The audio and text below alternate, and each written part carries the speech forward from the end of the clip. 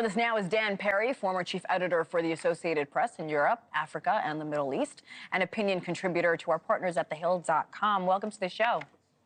Hello. Good morning. So President Trump threatening those additional sanctions on Russia as the White House also goes after Russian cryptocurrency exchanges. I have to ask you, what pressure is this going to actually put on Putin to come to the negotiating table after 3 years of war? I sincerely doubt it'll make a difference. You know, the sanctions against Russia, banking sanctions against Russia, trade embargo essentially on Russia by most of the West, including the U.S., has been in existence. And Russia has found ways to get around it by finding new partners, by finding ways to get to energy markets circuitously through Azerbaijan and other countries.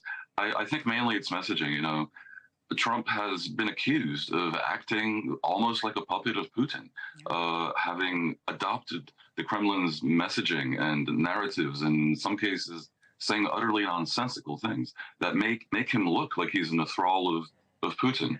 I kind of sense that this is an effort to counter that and to create the impression that, in fact, he's equidistant from both sides, putting pressure on both sides, and somehow to regain the credibility that he certainly has lost with America's allies because of events of the past month. To create the impression, that is interesting. We should mention the Trump administration has even pulled back on Ukraine's access to satellites.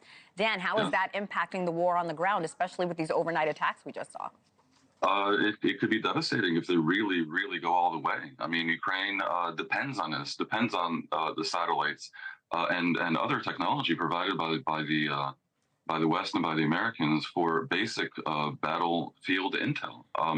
I think they're going to clearly try to force Ukraine to come to the table and do a deal in terms that before the U.S. election would have been unfathomable, and that many critics are going to charge essentially amounts to surrender or a deal on Putin's terms.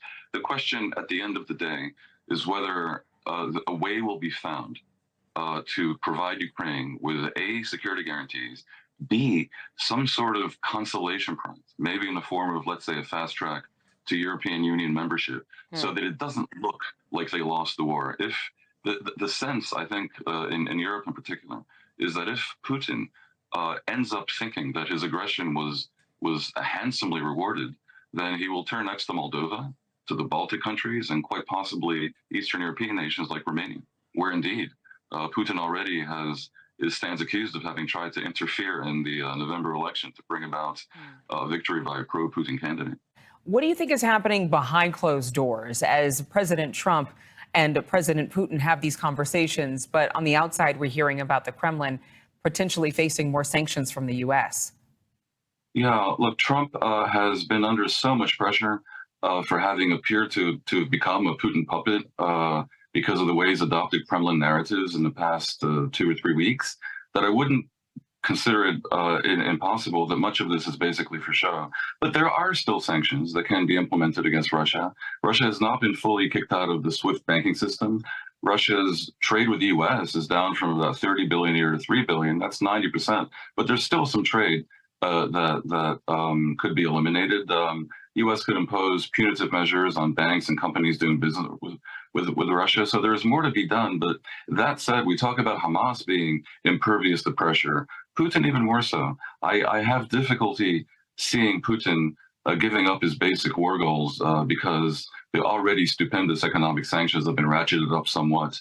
Most of the music that you hear, in fact, is pressure on Ukraine, much more than Putin. And the Europeans are really stunned about this. I was in Europe twice in the past several weeks, and I can tell you that the sense in Europe is that for the first time in 80 years since World War II, the U.S. is basically turning its back on a transatlantic alliance. Everything has become transactional, and values and principles no longer matter. And they're looking under every rock to figure out a plan to achieve military independence. It may not be so possible so quickly. It may not be possible for Europe to give Ukraine everything it needs if the U.S. fully pulls away, but they're going to try, because there is a sense that dependence on the U.S. under Trump essentially is a recipe for mistreatment. We'll see. And I could talk to you for about an hour just about that topic alone. Dan Perry, thanks for joining us live here on NewsNation Now. And I with you. Thank you. Thank you.